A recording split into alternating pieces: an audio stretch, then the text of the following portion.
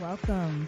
Thanks for tuning in to The Good Nurse Outlook, a podcast about life from a nurse's point of view. But if you're not a nurse, that's okay too. Not only will I discuss things nursing and healthcare related, but everyday matters as well. Honestly, the topics are endless. I'm your host, Nurse Naj. Let's get into it. Hey, you guys. Welcome to the Good Nurse Outlook podcast. Welcome to episode 7. I'm really out here doing a podcast. Guys, I'm so sorry, but I have been so busy. I have some featured guests here. My books, Chart Like a Boss, a documentation guide for nurses, nursing students, novice nurses. I've even ran across paramedic students, EMTs, and PAs that found this book very helpful as well. If you're listening, you won't be able to tell, but if you're watching me, it's kind of dark in here. So I'm still trying to figure out this whole gem life, work life, plan a big book signing launch party life. And I didn't record last week because it was just so much going on. And I was like, I have to record this week. I work tomorrow and it is currently like 9:15 at night. So yeah, I was like, I'm gonna do it. I'm gonna record and I'm gonna do a great job. So yeah, the flowers are for content, but I haven't even gotten to that yet. And hopefully the flowers don't die before I do get to that. But yeah, that was a lot of rambling. I really normally don't do that. So yeah, let's just get back on topic. So today's review of the week is from episode 6, Being a New Nurse in Nursing. It comes from Jennifer, who said, everything about this was so genuine, straightforward, and the delivery was smooth, sprinkled with a little bit of humor. Side note, those stats are crazy, but sadly, I'm not surprised. SMH. I loved everything about this, and this new grad nurse will be taking all these gems that you just dropped with me during my first week this week. Thanks, Nurse Naj. Hey, Jen. Jen and I used to go to school back in the day together. Um, Broward County 954. Hey, Jen. Thanks so much for listening. So today's topic is called Tips When Starting a New Travel Contract. It's no surprise that many nurses are leaving staff and starting to travel. The flexibility, the pay, the freedom. Plus, you always get to meet new people and learn new skills. Although the cons of travel nursing is you don't know what you're going to walk into. You may float, your contract may get canceled, and your schedule may be crazy. And also, the people may not be that nice to you. I know I've probably said this many times, but it's the truth. I like to say that I can get along with almost anyone, but mostly because I learned how to be work fake. I joke around with my friends about this, and I don't know if it's just like, okay, so I don't want to make it seem like I'm fake in real life and I'm fake at work, and like who I am at work is not who I am in real life. It's like a professionalism type of fake. People say uncomfortable, weird, awkward things to you, and you just chuckle it off and go about your day. But if they would have said that joke to you, like in your street clothes, you would have been like, what? Even just sometimes people say the craziest things and like you want to react, but you really don't because it's not worth it. I actually learned how to be fake nice once I got my RN license because I was a CNA for many years. If someone said something to me that I didn't like, I would just boom, not talk to them. But as a nurse, you can't just not talk to people you don't like. We all work together, and especially like with you having such a big role, you're talking to providers, family members, patients, other nurse colleagues. You're not going to know everything. You're going to need to resource and communicate with other nurses. And if you don't learn how to be fake nice at work, then, you know, I know in the streets they're like, I ain't fake, I ain't fake. Because that was me as a CNA. I was like, if I don't mess with you, I'm not talking to you. Don't talk to me. Don't look at me. Da, da, da. Like I was play no games. But as a nurse, you just have to take things to the chin and you really just got to suck it up and go with the blows, unfortunately, right? But hey, it's part of the job, so what can we say? On a recent TikTok, I dropped 5 tips to help if you're a new traveler starting an assignment. Number 1, be friendly and be polite. Number 2, accommodate yourself to the unit. Number 3, be on time. Number 4, be confident in your skills. And number 5, don't be shy to ask questions. And I didn't really elaborate, right? Because TikToks are less than 60 seconds, preferably. Anyways, and I know we all have short attention spans, especially like the older I get. I feel like I have to just keep saying to myself, like, I have good memory. I'm so good with names. I keep saying that, although I'm not always good with names. I may even be good with a name and not remember a face. It depends. But yeah, if you are listening and you have not followed me on TikTok, you probably should do that. Nurse.naj, N-A-J. So yeah, back to regular programming. According to a recent article, travel nurses are making about $3,000 a week, averaging to about $156,000 per year. The Bureau of Labor and Statistics projects an estimate growth of 200,000 nurses within the next decade. Do they think that travel nursing is dying down? It's kind of up in the air, right? Because prices are dropping, but nurses are still leaving staff jobs to travel. Because let's face it, 3,000 a week is still more than what you get at most jobs as an RN biweekly, because it pays biweekly. And I don't know if y'all ever had weekly pay, but it just hits different. Like if you are not careful with your money, you're just like, it's gonna be in the bank next week. Next week, like you just I think that is like one of the things that killed me about staff. When I left staff and went traveling and I was getting paid every week, I was like, wow, this is crazy. And then when I went back to staff, because I have a per diem, so when I'm not in contracts, I'll go there. I'm like, dang, I have to wait 2 weeks for a paycheck. It's giving ghetto. Currently, these states have the highest average pay rates for travel nurses: California, Oregon, Minnesota, New Jersey, and Alaska. I'm surprised New York isn't on there. And these states have seen a major decline in travel nursing pay, with almost a 40.9% decline, respectively. Georgia, Arizona, and Florida. And I'm really not surprised about Florida. I am from Florida and I wanted to move back, but child, it is expensive and they are not paying. So, yes. So, aside from my TikTok share of tips, there are some other tips that I just want to talk about because recently I started a new travel contract and I am 4 weeks and it's going well. I really have no complaints. I always just start a contract just being grateful because I've come a long way. Like I've been a CNA, I have a long history of nursing. I'm just always thinking like, wow, you've came so far. Like people respect you, people respect your title. There was a I recently worked at this job and these girls were giving me such a hard time. They were patient care tech and they were like clicked up. And I asked them for something and I'm not lazy nurse. Like I'm telling you, I will change a patient, wash a patient, draw my own labs. I will reposition, walk them to the bathroom. There was this patient, I just did not want to give her a bedpan because she was too big and she could walk. I went, got the wheelchair, and I just kept bringing her to and from the bathroom. And people thought I was crazy, and they're like, "Oh, I just would have gave her a bedpan." But like me, I'm not lazy like that. Like, if you can move, I'd prefer you move. On my shift, yeah, I got you up, but who knows what other nurses are coming behind me and they're gonna leave you in the bed. And when you're in the bed for a long time, it is so hard to get up and start walking once you are in your old age. I'm just saying. But yeah, so recently there was an issue with some of the nursing.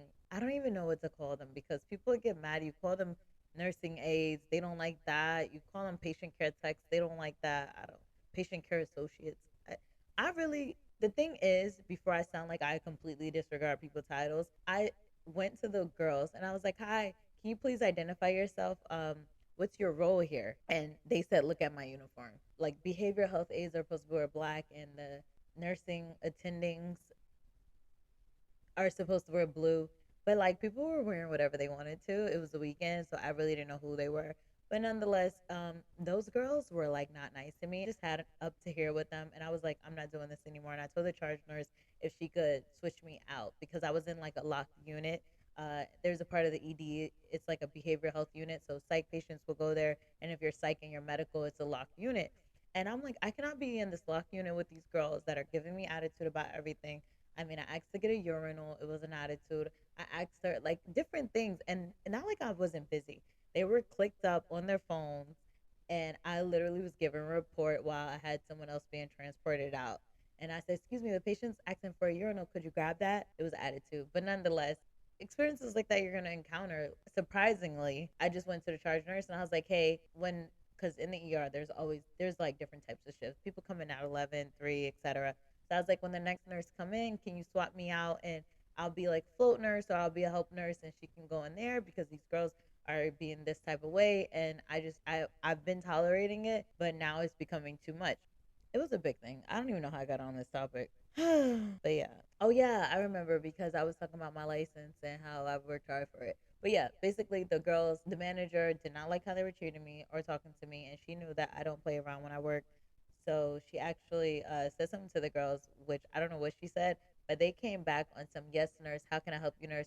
Okay, nurse. holding the door for me and just being like extra nice. It was super weird. But yeah, that was a conflict that was weird and also like whatever. When you're on a new contract, you should definitely not act like you're better than the staff nurses because you're going to need those staff nurses to help you learn how they do things, right? You need to respect their culture. You need to learn their policies, procedures, protocols, etc. Like some hospitals I've been to, they don't cardiovert in the ER. And I was like, "What?"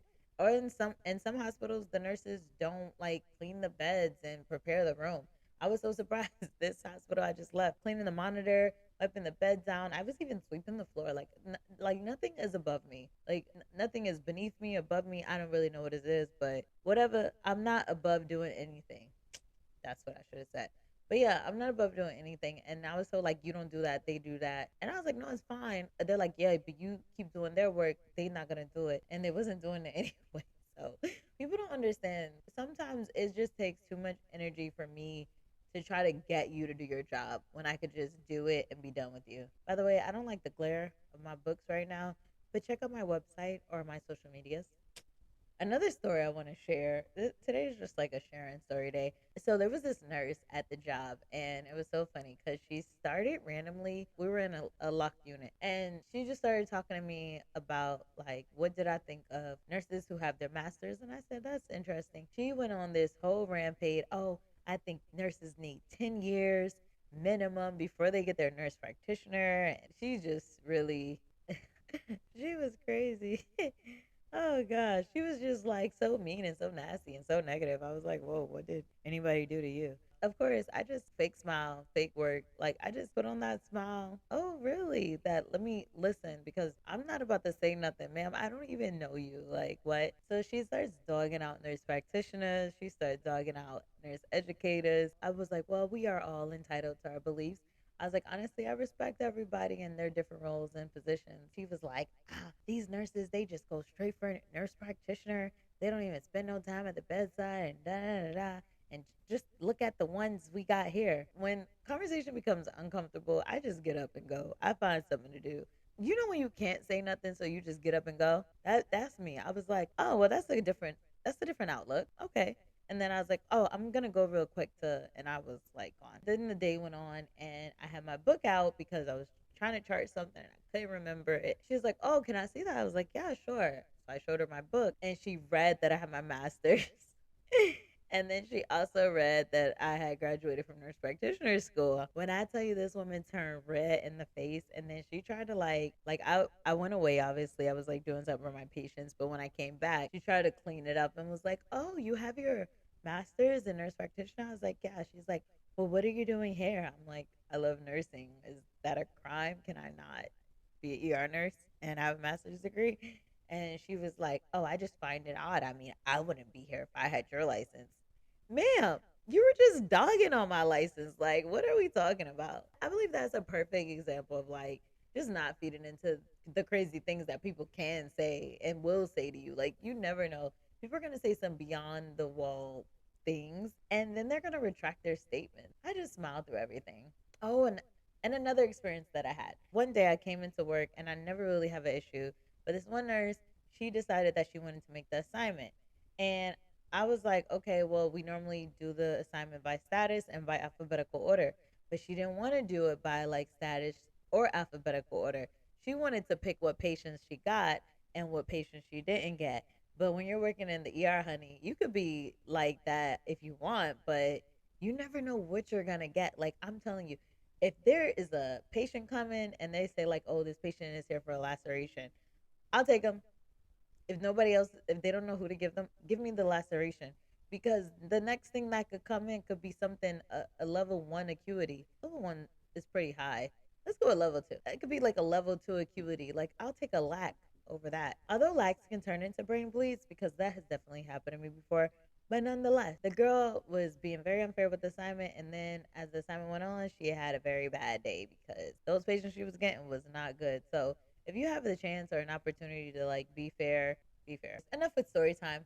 Let's get into some more tips that can help you when you're starting a new contract. Don't be nervous. You won't be the only traveler there. There will always be someone to help, even if unfortunately you have to ask someone on night shift. Break the ice with staff members by just having small talk. Me personally, I like to remember people's names. But some people are not good with names, which is totally understandable. I'm only good with names because I tell myself I'm good with names, but not necessarily I'm that good. Most of the times I'm calling people sister, brother, baby, honey. I know you're not supposed to use these pet names, but what can I say? Also, I know you're trying to break the ice and have small talk. Don't put your personal business out there on the unit. Like, I don't like when people do that. Like, you can bond and share experiences at work experiences together. It doesn't necessarily have to be about your kids, husband, your family, like your business. Don't do that. Number two, learn about the facility before you go and ask questions on orientation. I like to find out what type of facility it is. I've previously been at stroke centers, cardiac centers.